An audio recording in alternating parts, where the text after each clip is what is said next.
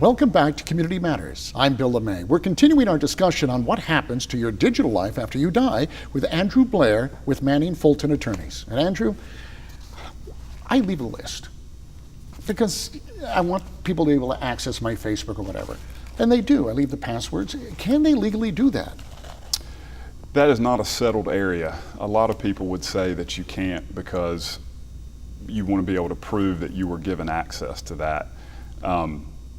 And other people would say, well, it's unauthorized access if you were logging into somebody else's computer. Now, you or I would probably say, well, they left me the computer, so what good is it if I can't get into it, even if all I'm going to do is clean the hard drive and use it for myself? So you can't even do that if they left the computer behind?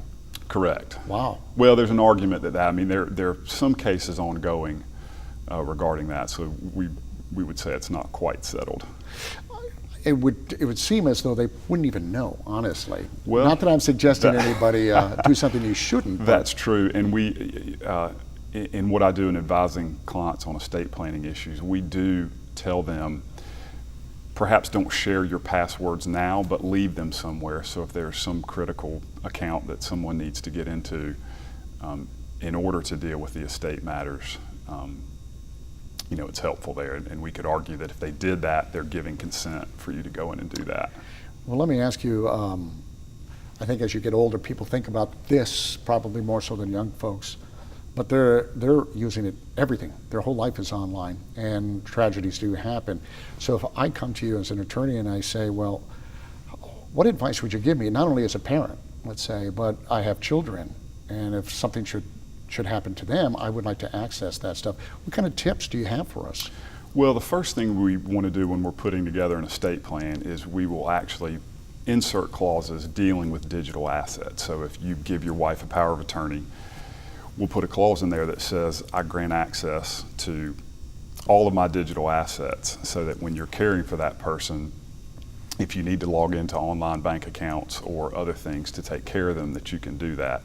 And same thing in your will, we'll put a clause that says to the extent that these assets are inheritable and not necessarily cut off by a particular internet service provider, we will pass those down to the extent we can. There are other companies out there. One of them is called Principled Heart, principledheart.com, and Directive Communicative Systems, and there are several others, but some that I have some experience with, where you can actually save securely documents that have those passwords and limit access. So you could go to Principled Heart and say, I'm going to upload my estate planning documents and password list, and only these 2 or 3 people can access them if I pass away. And that's one way that's not leaving it in a drawer or something like that may not be as secure. And Directive Communicative Systems actually has a portal that lets you input every single digital account you have. So if you have 100, you can put them in with a password and an instruction for your people to either say, keep this account open, transfer it, or let it be devised if possible through my will, or close it and shut it down. And so there are multiple tools out there to help people deal with those. Wow, this is a whole new industry. It really is. It is. But so you do that, and these online companies store that for you, but you still get back to the ultimate question whether or not you can legally use those passwords to begin with. Well, you do. That's correct. And these laws that are being passed now are dealing with that to some extent, and are helping with it. But again, we don't have laws in every state, and you have the nuance that happens with a lot of laws where you have a federal law that covers the entire country. Each individual state has their own law, which may or may not comport with that. And you have each, whether it's Facebook, Google, or any other, the digital formats that you... It has their terms of service agreement they have that their own says something terms. else. Right. So this is really confusing. I should go home and probably make a list, is what you're saying. I know, I wish I could come in here and say everything's settled. Probably change my password from password, because that's... Well, and that's the other thing. They make you change your passwords so often, too, that even keeping up with a list makes it difficult.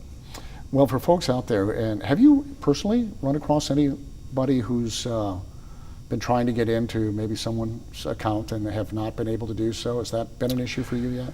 Not yet. As I mentioned earlier, there are some situations where people don't want to leave those things, so we haven't had to deal with that because it's such a new area that we're just starting to insert those clauses in estate planning documents. Wow. But it will be here. It will, sooner than we think. And Andrew, I appreciate you giving us some time today. Thank you. Thank you. And we'd like to thank you for watching. Please visit our websites at raleighcw.com and myrdctv.com to see more episodes of the show.